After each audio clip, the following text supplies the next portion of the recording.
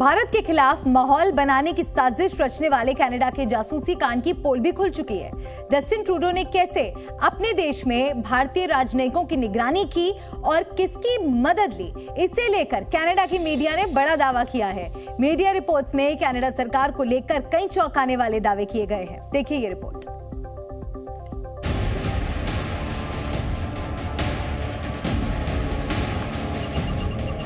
पहला खुलासा, कनाडा में भारतीय डिप्लोमेट्स की जासूसी की गई।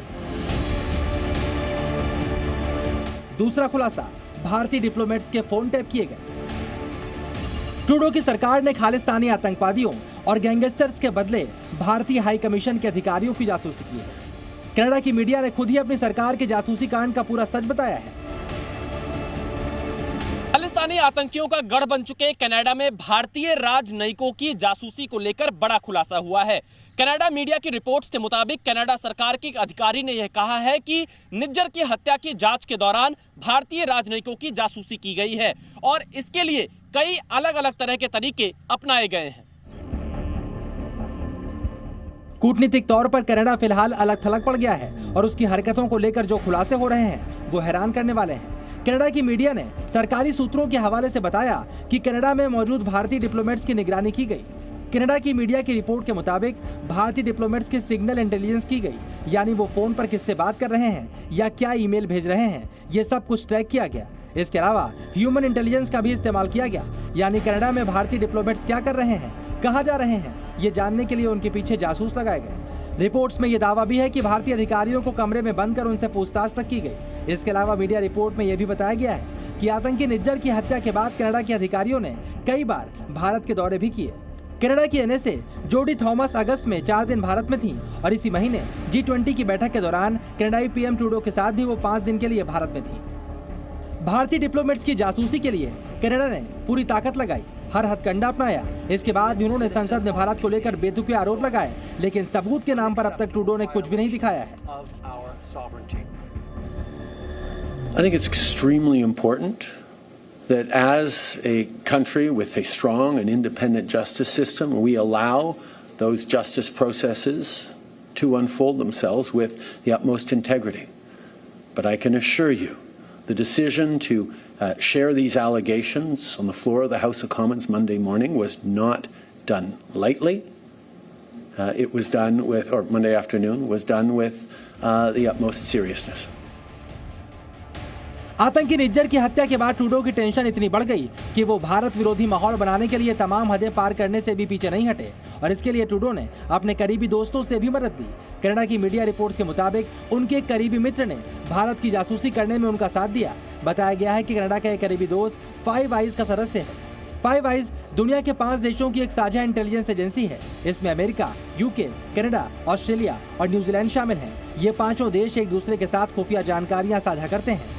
करीब 70 साल पहले ये एजेंसी बनाई गई थी जो दुश्मन देशों के खिलाफ रणनीति भी बनाती है। जस्टिन ट्रूडो अपने दोस्तों के साथ मिलकर भारतीय हाई कमीशन के खिलाफ साजिशें रचते रहे। जासूसी वाला जाल बिछाकर कनाडा को क्या मिला, इसे लेकर भी अब सवाल खड़े हो रहे हैं, क्योंकि भारत पर ट्रूडो की बयानबाजी के बाद दोनों देशों के बीच टकराव लगातार बढ़ रहा है।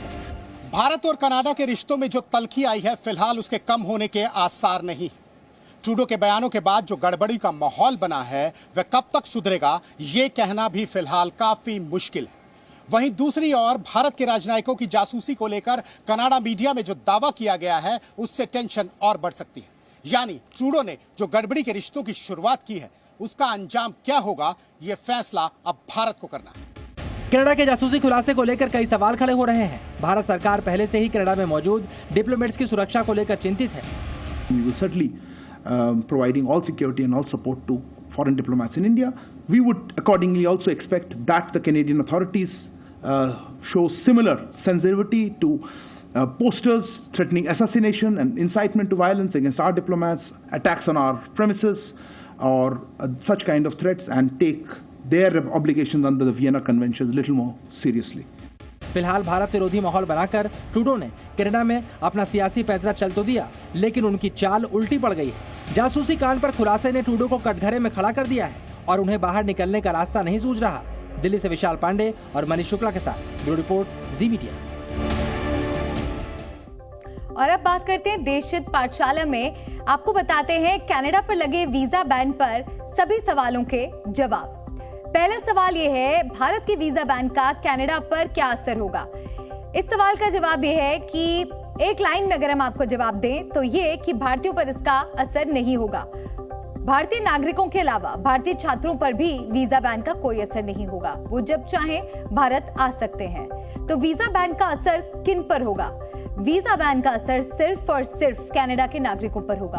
अगर कनाडा के नागरिक जो यूके या किसी और देश में रहते हैं, वो कहीं भी रह रहे हो, भारत की ओर से वीजा मांगने पर भी उन्हें वीजा नहीं मिलेगा। कनाडा में जिनके पास पहले से वीजा है, उन पर क्या बैन का असर होगा?